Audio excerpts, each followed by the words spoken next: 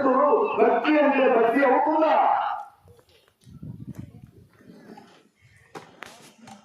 అది భక్తిగా. మానవుడు దేవుని తెలుసుకోవాలి అంటే దేవుడు ఎవరో తెలుసుకోవాలి. మానవుడు దేవుడు అంటే ఏంటి, దేవుడికి ఉన్న సద్గుణం ఏంటి, దేవుడి యొక్క విలువ ఏంటి, దేవుడికి మానవుడికి వ్యత్యాసం ఉంది. మానవుడు మానవుడే, దేవుడు దేవుడే. దేవుడు అంటే పరిశుద్ధుడు.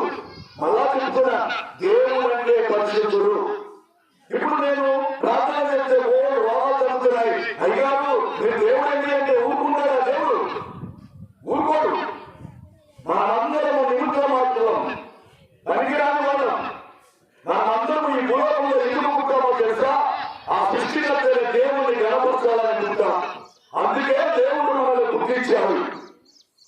తిను, తాను, ఆడు, పాడు, పాపం చే, వ్యభిచారం చే, మోసం చే, అక్రమాలు చే మన దేవుడు పుట్టించాడా? ఈ మానవ జీవితంలో నువ్వు పుట్టావు అంటే, ఈ మానవ జీవితంలో ఒక మనిషిలాగా జన్మించావు అంటే, నీకు పుట్టించిన దేవుని యొక్క ప్రణాళిక ఏంటో నీకు తెలుసా?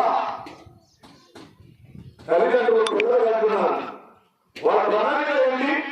మా పిల్లలు మమ్మల్ని చూస్తారు, మా పిల్లలు మమ్మల్ని ప్రేమిస్తారు, మా పిల్లలు మా మాట వింటారు, మా పిల్లలు మాకు తోడుగా ఉంటారు, మమ్మల్ని గణపరుస్తారని ప్రతి తల్లిదండ్రులకి ఆశ ఉండాలి. ప్రపంచాలను పాలిస్తున్న దేవుడికి మానవుల మీద ఆశ లేదా? నీకు మూలకంలో మానవ జన్మ ఎందుకు ఇచ్చాడు దేవుడు? నీ ఇష్టం వచ్చినట్టు తిరుగు, నీ ఇష్టం వచ్చినట్టు తిరుగు, నీ ఇష్టం వచ్చినట్టు మాట్లాడు, నీ ఇష్టం వచ్చినట్లు గంతులై, నీ ఇష్టం వచ్చినట్లు ఎవరిని నమ్ముకుంటావో నమ్ముకోమని నేను గుర్తించలేదు. నీ దేవుడు ఎవరు నువ్వు తెలుసుకోవాలి. మనుషులారా, నిజ దేవుడు ఎవరో మీరు తెలుసుకోకపోతే మీరు మోసపోతున్నారు. మోసపోయిన మీరు గుండె పట్టుకుని ఏడుస్తారు. భూలోకంలో దేవుడు ఎవరో మీకు తెలియదు. నీ జీవితం అయిపోతుంది, నీ ఆత్మ ఎక్కడికి చేరుతుంది? ఆ నిజ దేవుడి దగ్గరికి వెళ్తుంది.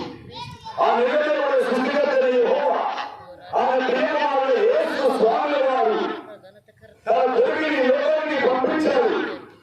ఎందుకు పంపించారు? యోహాను సువార్త 3వ అధ్యాయం 16వ వచనములో దేవుడు లోకమును ఎంతో ప్రేమించును. దేవుడు అంట లోకాన్ని ప్రేమించాడంట. అసలు లోకంలో ఏముంది? దేవుడికి డబ్బు కావాలా? దేవుడికి బంగారం కావాలా? దేవుడికి నైవేద్యం కావాలా? దేవుడికి పనులు కావాలా? దేవుడికి భోజనం కావాలా? దేవుడికి పూజ కావాలా? అతను మానవుల హృదయం ఒక్కటే కావాలి. దేవుడు కోరుకునేది మానవుని యొక్క హృదయాన్ని కోరుకుంటున్నాడు. డబ్బు వద్దు, బంగారం వద్దు, జపము వద్దు, బలులు వద్దు, తపస్సు వద్దు, బలులు, యజ్ఞాలు, యాగాలు వద్దు. మొదట నీ హృదయాన్ని శుద్ధి చేసుకో. నీ హృదయంలో నాకు స్థానమి. నీ హృదయాన్ని కడుక్కో. నీ హృదయాన్ని పవిత్రపరచుకో.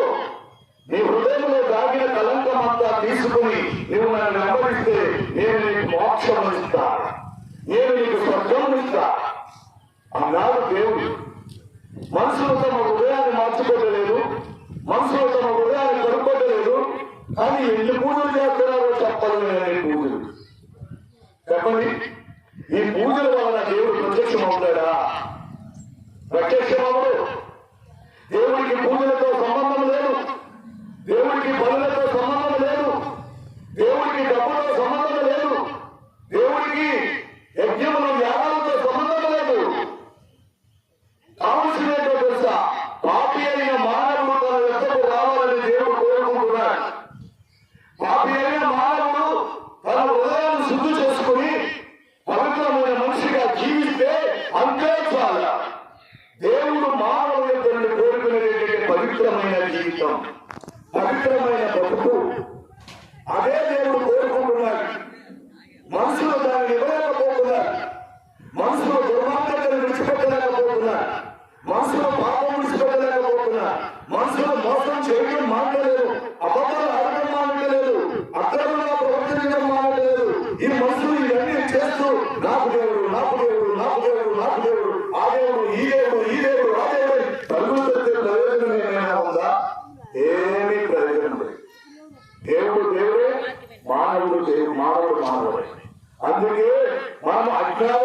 మనము